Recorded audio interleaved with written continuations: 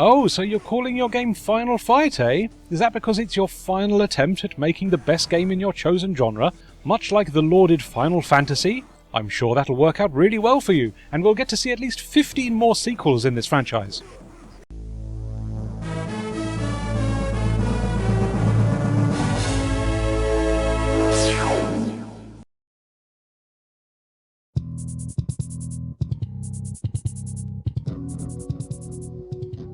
Metro City, a well-known crime capital, has been ruled by violence and death for many years. A fact which the newly elected mayor and former street fighter Mike Hager plans to change. At the center of the problem is the huge gang known as Mad Gear. Mad Gear controls all of the major criminal activity in the city. When they learned of Hager's plans, they took immediate action to bring this new mayor under their control. Released in 1993 for the Mega CD, Final Fight CD has stood the test of time as one of the best ports of Final Fight available for any system. Developed by the short-lived A-Wave studio, this version of the Capcom CPS-1 arcade classic includes all 3 playable characters from the original game, all 6 stages, and 2-player cooperative multiplayer. Prior to this port, Final Fight was only available on home computers and the SNES, and was extremely cut back in many areas. The SNES version is notorious for only featuring 2 playable characters, no multiplayer, drastically reduced on-screen enemies, and a missing stage. The enemies Roxy and Poison were also altered into new characters called Sid and Billy, who many have presumed only exist because Nintendo didn't want its audience beating up female characters.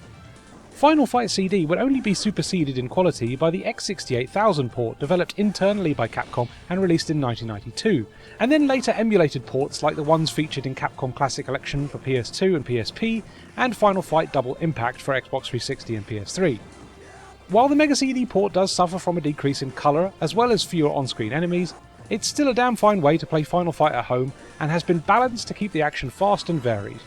Final Fight marks the first time belt-scrolling beat-em-ups really started to control well and offer the player a wider range of moves. While 1987's Double Dragon certainly proved that there was a market for cooperative arcade punching, Final Fight made it more intense while also giving the player a wider range of abilities to dispatch enemies with. It's such a huge leap forward for the genre that every beat-em-up in its wake was trying to one-up it, even Sega's own Streets of Rage franchise. The action in Final Fight is always evolving, introducing new locations, enemies, and hazards with every screen. You're kept on your toes for the entire game, and you have to quickly learn how each new enemy attacks and what they are weak to gain the upper hand in each confrontation. The game also features a bonus stage where you quickly have to destroy a car parked in a petrol station by attacking it, much like in Street Fighter 2. This is quite a strange coincidence because Final Fight was originally envisioned as a sequel to Street Fighter, with the working title of Street Fighter 89, before it was decided to make it into its own franchise due to the difference in gameplay. However, the Final Fight franchise does take place in the Street Fighter universe, and characters like Cody, Guy, and the boss character Sodom do make appearances in later Street Fighter games as a result.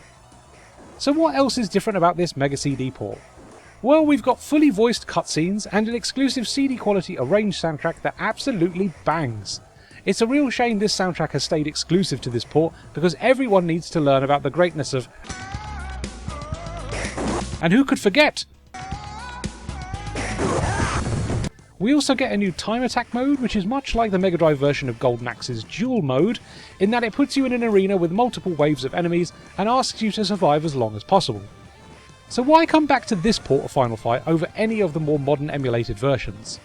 Well, I think the big reason is the way it's balanced.